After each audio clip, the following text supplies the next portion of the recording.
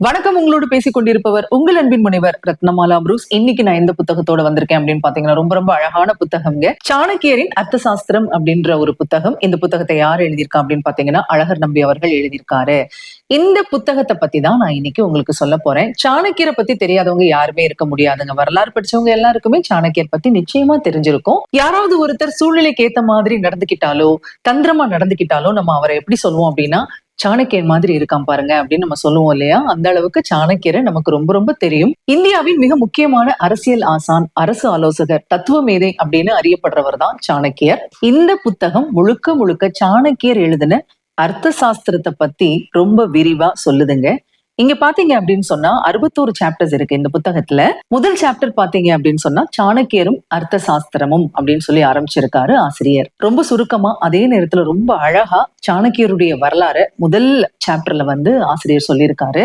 இதுல என்னெல்லாம் சொல்லப்பட்டிருக்கு அப்படின்னு பாத்தீங்க அப்படின்னு சொன்னா, சாணக்கியர் தட்சிசீலத்துல பிறந்தவர் அப்படின்னு சொல்லி புத்த நூலான மகாவம்ச தீபிகை சொல்லுது. அதே நேரத்துல பாத்தீங்கன்னா சமணர்களின் மறைநூலான அபிதான சிந்தாமணி என்ன சொல்லுதுன்னா, அவர் தென்னாட்டை சேர்ந்தவர் அப்படின்னு சொல்லுதுங்க. சனகா அப்படின்ற ஊர்ல பிறந்ததுனாலதான் அவருக்கு சாணக்கியர் அப்படின்ற பெயர் வந்ததா சமண எழுத்தாளர் ஹேமச்சந்திரர் சொல்றாரு. இந்த விளக்கங்கள்லாம் இந்த புத்தகத்துல கொடுக்கப்பட்டிருக்கு. அப்புறமா இந்த அர்த்த சாஸ்திரம் அப்படின்ற நூல் எழுதப்பட்டப்போ 2 மிகப்பெரிய சாம்ராஜ்யங்கள் இருந்திருக்கு. என்னென்ன சாம்ராஜ்யம் அப்படின்னு பாத்தீங்கன்னா, நந்த வம்சம், மௌரிய வம்சம். இந்த 2ம் தான் இருந்திருக்குங்க. அப்போ நந்த வம்சத்துல பாத்தீங்க அப்படின்னு சொன்னா தனநந்தன் அப்படின்னு சொல்லி ஒரு மன்னன் இருக்காரு. தனநந்தனுடைய அப்பா மகாநந்தன் எப்படி அரசரானாரு அப்படிங்கறதோட அரச வாரிசுகளை எல்லாம் எப்படி கொன்னாரு அப்படிங்கறதும் இதுல பதியப்பட்டிருக்கு. இந்த தனநந்தனாலதான் சாணக்கியர் என்ன பண்றாருன்னா அவமதிக்கப்படுறாரு. எப்படி அவமதிக்கப்பட்டாரு அப்படிங்கறத ஆசிரியர் இதுல சொல்றாரு.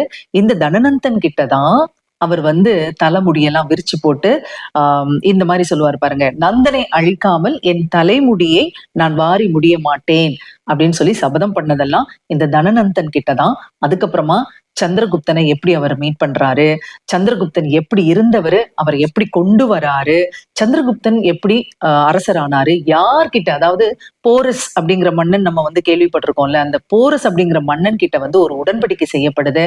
அதன்படி என்ன நடந்தது அப்படிங்கறதெல்லாம் ரொம்ப அழகாவே விவரிக்கிறாரு ஆசிரியர் முதல் சாப்டர்ல. இப்படி சந்திரகுப்தரை மன்னராக்கி பார்த்ததுக்கு அப்புறமா அவருடைய மகன் பிந்துசாரருக்குமே அரசு ஆலோசகரா இருந்திருக்காரு சாணக்கியர். அந்த நேரத்துல சில பிரச்சனைகள் வருதுங்க பிந்துசாரருக்கும் சாணக்கியருக்கும். என்ன பிரச்சனை? இறுதியில சாணக்கியர் எப்படி உயிர் நீத்தார் அப்படிங்கறதெல்லாம் ரொம்ப அழகா சொல்லியிருக்காரு ஆசிரியர். சாணக்கியர் எழுதிய அர்த்த சாஸ்திரத்துல பாத்தீங்கன்னா கிட்டத்தட்ட 380 ஸ்லோகங்கள் இருக்குங்க. ஸ்லோகாவா தான் இருக்கும் முழுக்க முழுக்க. அதை நமக்கு புரியுற மாதிரி ஆசிரியர் ஒவ்வொரு சாப்டர்லயுமே விளக்கி சொல்றாரு. என்ன சொல்றாரு அப்படிங்கறத நான் சொல்றேன். அர்த்த சாஸ்திரம்னு சொல்றோம் இல்லையா, அர்த்தம் அப்படிங்கிறதுக்கு செல்வம் அப்படிங்கிற பொருள் அப்படிங்கிறதே எனக்கு இதை படிச்சதுக்கு அப்புறம் தான் தெரியுங்க. அர்த்த சாஸ்திரத்துல சாணக்கியர் என்ன சொல்ல வராரு அப்படின்னு பாத்தீங்கன்னா, அந்த நாளைய அரசுகள்ல இருந்த குறைபாடுகளை களைந்து பல பயனுள்ள அம்சங்களுடன் கூடிய ஒரு நிறைவான அரசை உருவாக்குவதற்கு சில விஷயங்களை சொல்லி தராரு. அதுதான் அர்த்த சாஸ்திரம். இப்போ அந்த காலத்துல இருந்த அரசு அப்படிங்கறத நம்ம இந்த காலத்துல உள்ள அரசுன்னு எடுத்துக்கலாம், சில நிறுவனங்கள் அப்படின்னு நம்ம எடுத்துக்கலாம். ஏன் அப்படி சொல்றேன் அப்படின்னா, சாணக்கியர் ஒரு அரசோட வெற்றிக்கு சொல்லக்கூடிய கருத்துக்கள் எல்லாமே இன்னைக்கு இருக்கக்கூடிய தொழில் நிறுவனங்களுக்கு கரெக்டா பொருந்துற மாதிரி இருக்கு. அதனாலதான் நான் அப்படி சொல்றேன். ஆசிரியர் முதல் சாப்டர் முழுக்க முழுக்க சாணக்கியருடைய வரலாறோட நிறைவு செஞ்சிருக்காரு. அதுக்கப்புறமா எப்படி ஆரம்பிக்குது அப்படின்னா, அரசும் சமுதாயமும், அரசு உருவாக்கத்தின் முக்கிய பகுதிகள், வருங்கால அரசனுக்கான பயிற்சி, அரசனின் பாதுகாப்பு, கலகம், கூட்டுச்சதி, நம்பிக்கை துரோகம், எதிர்ப்புகளும் கலகங்களும், வாரிசு முறை, பிரதிநிதி ஆட்சி அப்படின்னு சொல்லிட்டு நிறைய விஷயங்கள். அதாவது அரசு நிர்வாகத்தையும் பொருளாதாரத்தையும் தாங்க இந்த அர்த்த சாஸ்திரம் முழுக்க முழுக்க பேசுது. அரசனுடைய கடமைகள், பொறுப்புகள் தொடங்கி கீழ்மட்ட அலுவலர்கள் பணிகள் வரைக்கும் ரொம்ப விலாவாரியா விளக்குது. அதே மாதிரி பாத்தீங்கன்னா சட்டம், நீதி, குற்றம், தண்டனை, குடிமக்கள் நலன் அப்படின்னு சொல்லி பல அம்சங்களையும் இந்த நூல் விளக்குதுங்க. வாங்க இன்னும் நிறைய சொல்றேன். அரசும் சமுதாயமும் அப்படிங்கிற சாப்டர்ல பாத்தீங்க அப்படின்னு சொன்னா நாட்டை பத்தி சொல்லப்பட்டிருக்கு. அதுக்கப்புறமா பாத்தீங்கன்னா சமுதாயம், அதுக்கு கீழே இருந்த உட்பிரிவுகள், அதாவது வர்ணம்னு சொல்றோம் இல்லையா, எந்த மாதிரி எந்த அளவுக்கு அந்த காலத்துல இருந்தது அப்படிங்கறத சொல்லியிருக்காங்க. சமுதாய அந்த அடுக்கு இருக்கு இல்லையா, அதுல பிராமணர்கள் மேல் படிநிலையிலும் அதற்கு அடுத்த படிநிலைகள்ல சத்திரியர், வைஷ்யர், சூத்திரர் இவங்கெல்லாம் இடம்பெற்றிருந்ததையும் கொஞ்சம் விலாவாரியா இதுல வந்து விளக்கப்பட்டிருக்கு. அதாவது பிராமணர்கள்லயே எந்தெந்த பிரிவுகள் இருந்தாங்க, அவங்களுக்குள்ள வித்தியாசங்கள் என்ன, அவங்களுக்குள்ள உரிமைகள் என்ன, அவங்களுக்குள்ள சலுகைகள் என்ன அப்படிங்கறதெல்லாம் ரொம்ப தெளிவா சொல்லப்பட்டிருக்குங்க. அதே போல தீண்டத்தகாதவர்கள் இருந்தார்களா, அவங்களுடைய பேர் என்ன, அவங்களுக்குள்ள உரிமைகள் என்ன, அவங்களுக்கு சலுகைகள் ஏதாவது வழங்கப்பட்டுச்சா இல்லையா, என்னென்ன மாதிரியான தண்டனைகள், அதாவது வர்ணத்தின் அடிப்படையில் தண்டனைகள்ல ரொம்பவே வித்தியாசம் இருந்திருக்கு அப்படிங்கறத ரொம்ப ரொம்ப அழகா ஆசிரியர் சொல்லியிருக்காருங்க. தீண்டத்தகாதவர்களுக்கு என்ன பேர் இருந்தது அப்படிங்கறத வந்து இந்த நூல்ல வந்து ஆசிரியர் சொல்லியிருக்காரு. அதெல்லாம் நீங்க வந்து நிச்சயமா தெரிஞ்சுக்கலாம். அதே போல கோயில்கள் எப்படி இருந்தது, புனித தலங்கள் எப்படி இருந்தது, ஜோசியம் பத்தி சாணக்கியர் என்ன சொல்றாரு, நிறைய இடத்துல வந்து பாத்தீங்கன்னா நையாண்டி பண்றாருங்க சாணக்கியர். அதை ரொம்ப அழகா ஆசிரியர் விளக்கியிருக்காரு.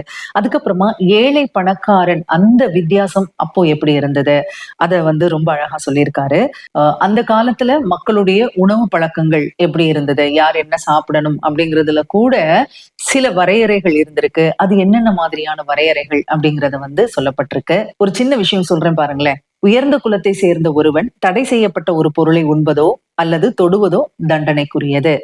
அந்நாளில் உணவு குறித்த மூட நம்பிக்கைகள் அதிகம் இருந்தன, ஆகவே தடைகள் விதிக்கப்பட்டன.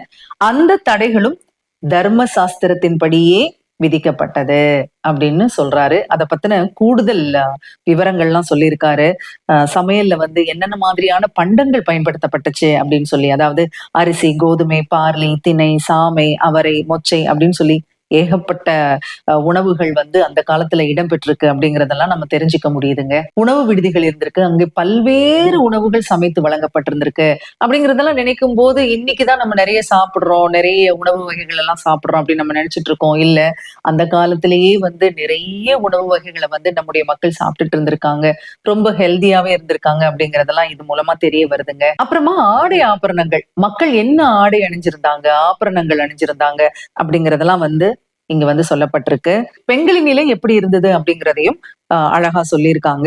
அதே மாதிரி பணம், நாணய முறைகள் அதெல்லாம் பத்தி அழகா விளக்கியிருக்காரு. ஒரு அரசு எப்படி இருக்கணும், அவனுக்கு கீழே இருக்கக்கூடிய அமைச்சர்கள் எப்படி இருக்கணும், அவனுடைய கோட்டை எப்படி இருக்கணும், கருவூலம் எப்படி இருக்கணும், அரசு அதிகாரிகள் எப்படி செயல்படணும், அந்த அரசு அதிகாரிகள் தங்களுடைய கடமைகளை எப்படி நிறைவேற்றணும், நிறைவேற்றப்படாமல் இருந்தால் அவங்களுக்கு என்ன மாதிரியான தண்டனைகள் கொடுக்கப்படணும் அப்படிங்கிறது ரொம்ப விலாவாரியா அந்த சாப்டர் வந்து சொல்லுதுங்க.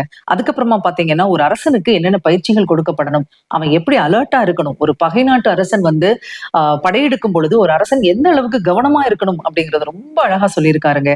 அதுக்கப்புறம் பாத்தீங்கன்னா கலகம், உள்நாட்டு கலகம் வந்தாலோ இல்லைன்னா வெளியில இருந்து வந்து யாராவது சதி பண்ணினாலோ எப்படி இருக்கணும் அப்படிங்கறத அழகா சொல்லப்பட்டிருக்கு. அடுத்தது பாத்தீங்கன்னா வாரிசு முறை, அதாவது அரசுரிமையை மரபு வழிதான் கொண்டு போகணும் அப்படிங்கறத சாணக்கியர் ரொம்பவே வலியுறுத்துறாரு. அரசனின் சட்டப்பூர்வமற்ற மகன்களை விட சட்டப்பூர்வ மகன்களுக்குள்ள அரசுரிமைக்கு முக்கியத்துவம் கொடுக்கப்படணும் அப்படின்னு சொல்றாரு சாணக்கியர். இது ரொம்ப அழகா வந்து ஆசிரியர் வந்து விளக்கியிருக்காரு. அதுக்கப்புறமா பாத்தீங்கன்னா இளவரசர்களை 3 வகையா பிரிச்சு சொல்லியிருக்காரு. புத்திசாலி, மந்த புத்திக்காரன், தீயவன் அப்படின்னு சொல்லிட்டு அரசு நெறிகளையும் நிதி நிர்வாகத்தையும் கற்று அதன்படி நடக்கிறவன் தான் புத்தியுள்ளவன், அவன் தான் வந்து அரசாட்சிக்கு உரிமை உடையவன் ஆவான் அப்படின்னு சொல்லி சாணக்கியர் சொல்றாரு.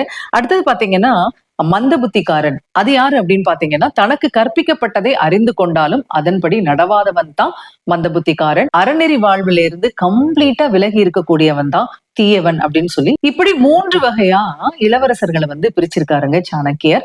ஆக யாரு ஆட்சிக்கு வரணும் அப்படிங்கறத ரொம்ப தெளிவா சொல்றாரு அவரு. அதே போல ஒரு இளவரசன் இப்ப ஆட்சி பண்ணக்கூடிய அரசனால தனக்கு வந்து மிகப்பெரிய ஒரு துன்பம் வரும் அப்படின்னா பக்கத்து நாட்டுக்காரன் கிட்ட வந்து சரணடைஞ்சிடலாம் அப்படின்னு சொல்லி சாணக்கியர் சொல்றாரு.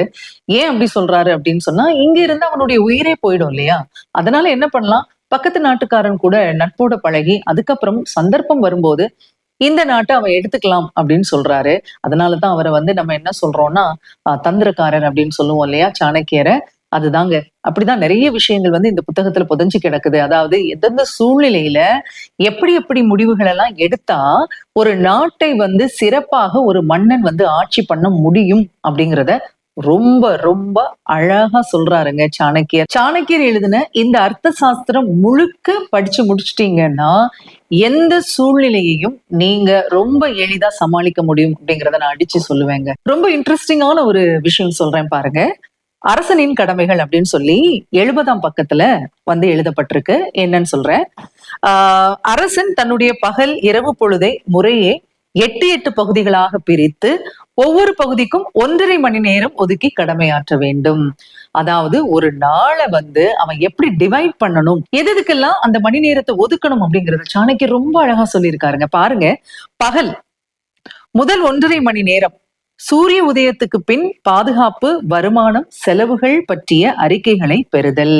இத வந்து முதல் 1.5 மணி நேரத்துல அவன் செஞ்சிடணுமா பகல்ல. அடுத்தது பாத்தீங்கன்னா 2வது 1.5 மணி நேரத்துல நகர கிராம மக்களிடம் மனுக்களை பெற வேண்டும், புகார்களை கேட்க வேண்டும்.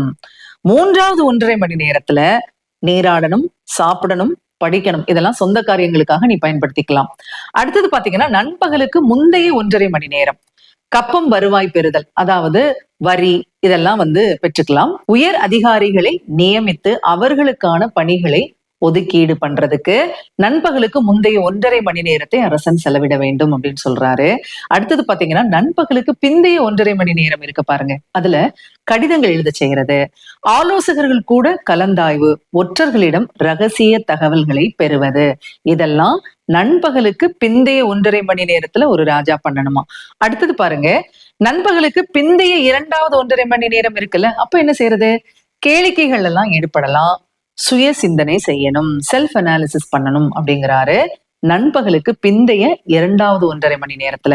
அதுக்கப்புறமா நண்பகலுக்கு பிந்தைய 3வது 1.5 மணி நேரத்துல என்ன செய்யணுமானா படைகளை எல்லாம் பார்வையிடணும். நம்ம படை எப்படி இருக்கு, கரெக்டா மெயின்டைன் பண்றாங்களா, படை வீரர்கள் என்னெல்லாம் செஞ்சுட்டு இருக்காங்க, ஆக்டிவா இருக்காங்களா, இதெல்லாம் எந்த நேரத்துல அவன் வந்து பார்க்கணும் அப்படின்னா ஒரு ராஜா நண்பகலுக்கு பிந்தைய 3வது 1.5 மணி நேரத்துல செய்யணுமா. சூரிய அஸ்தமனத்துக்கு முந்தைய 1.5 மணி நேரம் என்ன செய்யணுமானா படைத்தலைவர்களை கலந்து ஆலோசிக்கிறது. படைத்தலைவர்களை எல்லாம் கூப்பிட்டு என்ன பண்ணணும்னா ஆலோசனை பண்ணணும் அப்படின்னு சொல்றாரு.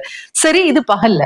ராத்திரி என்ன பண்ணணும் அப்படிங்கிறதையும் ரொம்ப அழகா சொல்லியிருக்காருங்க. சூரிய அஸ்தமனத்துக்கு பிந்தைய முதல் 1.5 மணி நேரத்துல ஒற்றர்களிடம் நேர் காண வேண்டும், நீராட வேண்டும், உணவருந்த வேண்டும், படிக்க வேண்டும் அப்படின்னு சொல்லியிருக்காரு. பாருங்க, ராஜாவா இருந்தாலும் என்ன செய்யணும், அவன் படிக்கணும் அப்படின்னு சொல்றாரு. அடுத்தது நள்ளிரவுக்கு முந்தைய 3 மணி நேரம் பள்ளி அறையில் இசையை ரசித்தபடி உறங்க செல்ல வேண்டும். அடுத்த 1.5 மணி நேரம் அதுல என்ன பண்ணணுமானா இசையொலி கேட்டு எழும்ப வேண்டும், அரசியல் விவகாரங்கள் மற்றும் செய்ய வேண்டிய பணிகள் குறித்து ஆழமான ஒரு சிந்தனைக்குள்ள அவன் போகணும் அப்படிங்கிறாருங்க. இதோட அவர் முடிக்கலைங்க. நள்ளிரவுக்கு பிறகான 3வது 1.5 மணி நேரத்துல என்ன செய்யணுமானா பரிந்துரையாளர்களை கலந்து ஆலோசிக்க வேண்டும், உளவாளிகளை வெளியில் அனுப்ப வேண்டும். சூரிய உதயத்துக்கு முந்தைய 1.5 மணி நேரம் என்ன செய்யணும், மதம், அரண்மனை சார்ந்ததும் தனிப்பட்டதுமான கடமைகள், ஆசிரியர்கள், மதகுருக்கள், மருத்துவர்கள், சமையல்காரர்கள், ஜோதிடர்கள், இவங்க எல்லாரையும் சந்திக்கணும் அப்படின்னு சொல்லியிருக்காரு. பொழுது விடிஞ்சதும் ஒரு பசுவை, அதாவது தாயும் கன்றுமா இருக்கும்ல, அந்த பசுவை மற்றும் எருதை வலம் வந்த பின் அரசவைக்கு புறப்பாடு செய்ய வேண்டும் அப்படின்னு சொல்லியிருக்காரு. இவ்வளவு அழகா ஒரு ராஜா தன்னுடைய பகலையும் இரவையும் எப்படி பிரிச்சு செயல்படணும் அப்படிங்கிறத சாணக்கியர் ரொம்ப ரொம்ப அழகா சொல்லியிருக்காருங்க. ஆசிரியர் அதை விட ரொம்ப ரொம்ப தெளிவா விளக்கியிருக்காரு. ஏன்னா அர்த்த சாஸ்திரம் முழுக்க பாத்தீங்கன்னா ஸ்லோகங்கள் தான் இருக்கும், எப்படி எப்படி இருக்கணும் அப்படின்னு சொல்லிட்டு அதை படிச்சு அதுக்கான முழு அர்த்தத்தையும் மனசுல வாங்கி இதை ரொம்பவே அழகா எழுதியிருக்காரு ஆசிரியர். ஆக ஒரு நாளின் 24 மணி நேரத்துல 10 மணி நேரத்தை தனது தனிப்பட்ட பணிகளுக்காக அரசன் செலவிடுகிறான். 3 மணி நேரம் குளியல் சாப்பாடு, அடுத்தது பாத்தீங்கன்னா 1.5 மணி நேரம் பொழுதுபோக்கு, அவ்வளவுதாங்க ஒதுக்கப்படுது. இரவில் 6 மணி நேரத்தில் 4.5 மணி நேரம் மட்டுமே அவன் உறங்குவது. இப்படிப்பட்ட ராஜா என்னைக்குமே தோல்வியே அடைய மாட்டான், அவனுடைய வாழ்க்கை முழுதும் அவனுக்கு வெற்றியா இருக்கும் அப்படிங்கறதான் சாணக்கியர் சொல்ல வர்றது. ஆகவே நேரம் பொன்னானதுன்னு யாரெல்லாம் நினைக்கிறாங்களோ அவங்களுக்கெல்லாம் வாழ்க்கையில வெற்றி தான் அப்படிங்கறதான் சாணக்கியருடைய அர்த்த சாஸ்திரம் நமக்கு சொல்லி தருகின்ற பாடம். அரசனின் பாதுகாப்பு அப்படிங்கிற சாப்டர்ல அரண்மனை எப்படி இருக்கணும், அதனுடைய கட்டமைப்பு எப்படி இருக்கணும், அதுக்குள்ள என்னென்ன பாதுகாப்பு வசதிகள்லாம் ஏற்படுத்தப்படணும், அரசனுடைய தனிப்படை பாதுகாப்பு, அதுக்கப்புறமா பாத்தீங்கன்னா பெண் பணியாளர்கள், ஆண் பணியாளர்கள், அவங்க என்னெல்லாம் செய்யணும் அப்படிங்கறதெல்லாம் வந்து அழகா சொல்லப்பட்டிருக்குங்க. இதுல ஒரு சின்ன விஷயம் சொல்றேன் பாருங்க. அரசன் நீந்துகிற நீர்நிலைகளில் முதலைகளோ ஆபத்தை உருவாக்கும் மீன்களோ இருக்காது. அவன் உலவுகிற பூங்காவிலும் பாம்பு போன்றவை இல்லாமல் பார்த்து கொள்வார்கள். ரொம்ப ரொம்ப முக்கியம் அரசனுடைய பாதுகாப்பு இல்லையா. ஒரு நாட்டுக்கு தலைவன் இல்ல அப்படின்னு சொன்னா அந்த நாட்டை யாராலையுமே காப்பாற்ற முடியாது. ஆகவே அரசனுடைய உயிருக்கு அவ்வளவு மதிப்பு கொடுத்திருக்காங்க அந்த காலத்துல. அதே போல பாத்தீங்கன்னா அரசன் ஒருபோதும் மக்கள் நிரம்பியுள்ள இடங்கள்ல புகுந்து போறது கிடையாது. விழாக்கள் கொண்டாட்டங்கள் எல்லாம் ராஜா பங்கேற்கிற போது படையாட்கள் கொண்ட அநேக பிரிவுகள் அவரை பாதுகாக்கும் அப்படின்னு சொல்லியிருக்காரு. அரசனுடைய பாதுகாப்பு ஒரு நாட்டுக்கு ரொம்ப ரொம்ப முக்கியம் அப்படிங்கிறத சாணக்கியர் ஸ்லோகா மூலமா சொல்ல ஆசிரியர் நமக்கு அதுக்கு தெளிவான ஒரு விளக்க உரை கொடுத்திருக்காருங்க. அதுக்கப்புறமா ராஜாவுக்கு வெளியில இருந்து மட்டும் இல்ல, அரண்மனைக்குள்ளேயே ஆபத்துக்கள் இருக்கலாம் அப்படின்னு சொல்றாரு. யாரால வரலாம்? அரசியால கூட வரலாம், இளவரசர்களால வரலாம், இளவரசிகளால வரலாம். அந்த நேரத்துல அரசன் எந்த அளவுக்கு தன்னை பாதுகாத்துக்கணும் அப்படிங்கிறதும் ரொம்ப ரொம்ப அழகா சொல்லப்பட்டிருக்கு. அதாவது சில சம்பவங்கள் இதுல சொல்லப்பட்டிருக்குங்க. பத்ரசேனன் அப்படின்ற அரசன் தன்னுடைய அரசியல் அறையில் மறைந்திருந்த தன்னுடைய சொந்த சகோதரனால் கொல்லப்பட்டான். கருஷா என்பவன் அரசியின் கட்டிலுக்கு கீழே மறைந்திருந்த தனது மகனால் கொல்லப்பட்டான். சில அரசிகள் விஷம் கலந்த உணவையோ மறைத்து வைத்திருந்த ஆயுதங்களை கொண்டோ அரசனை கொல்வார்கள். எனவே அரசன் எப்போதும் எச்சரிக்கையாக இருந்து தன்னை காத்துக்கொள்ள வேண்டும் அப்படின்னு சொல்லப்பட்டிருக்கு. ஆகவே ராஜாவாகவே இருந்தாலும் ரொம்ப ரொம்ப பாதுகாப்பா இருக்கணும் அப்படிங்கிறத இந்த அர்த்த சாஸ்திரம் நமக்கு சொல்லி தருதுங்க. ஆக நமக்கு எதிரிகள் வெளியில இருந்து கூட வரணும்னு அவசியம் கிடையாது. நம்ம கூட இருக்கிறவங்களே கூட நமக்கு துரோகம் பண்ணலாம். அதனால எப்பவும் நம்ம எப்படி இருக்கணும் அப்படின்னு சொன்னா அலர்ட்டா இருக்கணும் அப்படிங்கறத நமக்கு சொல்லி தருது. அதே மாதிரி அரசனுக்கும் அரசு உடைமைகளுக்கும் யாராவது தீங்கு இழைத்து விட்டால் அவர்களுக்குரிய தண்டனைகள் இங்க சொல்லப்பட்டிருக்கு. அதாவது அரசனுக்குரிய ரதம், குதிரை, யானையின் மீது சவாரி பண்றது இதெல்லாம் பண்ணினா கை கால துண்டிச்சிருவாங்க. இல்லைன்னா 700 பணம் அபராதம் விதிக்கப்பட்டிருந்திருக்கு. அரசனை பழிக்கிறது, பொய்யான தகவல்களை பரப்புறது இதுக்கெல்லாம் என்ன தண்டனை தெரியுங்களா? நாக்க துண்டிச்சிருவாங்க. அடுத்தது அரச குடும்பத்து யானை இல்லைன்னா குதிரையை கொல்றது, களவாடுறது இதெல்லாம் பண்ணினாங்கன்னா அவங்கள கழுவுல ஏத்தி கொண்டுடுவாங்களாம். அரசி கிட்ட தவறான உறவு யாராவது வச்சுட்டாங்க அப்படின்னு சொன்னா உயிரோட கொதிக்கும் எண்ணெயில போட்டுடுவாங்களாங்க. இப்படி அரசனுக்கும் அரசு உடைமைகளுக்கும் யாராவது ஏதாவது செஞ்சுட்டா இந்த தண்டனைகள்லாம் வழங்கப்பட்டிருக்கு. அடுத்தது கூட்டுச்சதி, நம்பிக்கை துரோகம் இதெல்லாம் எப்படி நடந்திருக்கு, அதுக்கான தண்டனைகள் என்ன அப்படிங்கிறத ரொம்ப அழகா விளக்கியிருக்காரு ஆசிரியர். மக்கள் ஏதாவது அதிருப்தி ஆறாங்களா அப்படிங்கறதெல்லாம் ஒற்றர்கள் மூலமா ராஜாக்கள் எப்படி எல்லாம் கேட்டு அறிஞ்சுக்கிட்டாங்க அப்படிங்கிறது அழகா சொல்லப்பட்டிருக்கு. அதாவது சில பேர் சந்தோஷமா இருந்தாதான் ராஜாவும் சந்தோஷமா இருக்க முடியும் இல்லையா? இப்ப அரசாங்கத்துக்கிட்ட இருந்து சில விஷயங்கள் பெறுகிறவர்கள் திருப்தி அடைஞ்சாதான் அந்த ராஜா திருப்தியா ஆட்சி பண்ண முடியும். அதனால ராஜா என்ன பண்ணுவாரா அப்படின்னா ஒற்றர்கள் மூலமா சில விஷயங்களை கேட்டு தெரிஞ்சுப்பாராம். என்னென்ன விஷயங்கள் பாருங்க. உணவு தானியங்கள், கால்நடைகள், பணம் இதெல்லாம் அரசிட்ட இருந்து வாங்குவாங்கல்ல, இவங்க எல்லாம் திருப்தியா இருக்காங்களா, மகிழ்ச்சியா இருக்காங்களா அப்படிங்கிறத ஒற்றர்கள் மூலமா தெரிஞ்சுப்பாராம். அடுத்தது அரசனுக்கு செழிப்பான காலத்திலையும் சிக்கலான காலத்திலையும் துணை நிற்கிறவங்க சந்தோஷமா இருக்காங்களா அப்படின்னு சொல்றதையும் அவர் தெரிஞ்சுப்பாராம். அதே மாதிரி ஒரு ராஜா கிட்ட யாராவது கோபப்படுறாங்களான்னா அவங்க சந்தோஷமா இருக்காங்களா அப்படிங்கிறதையும் ராஜா செக் பண்ணுவாராங்க. அப்புறம் பாத்தீங்கன்னா வன பிரதேச தலைவர்களையும் பகைவர்களையும் விரட்டி அடிச்சவங்க சந்தோஷமா இருக்காங்களா அப்படின்னு பாப்பாராம்.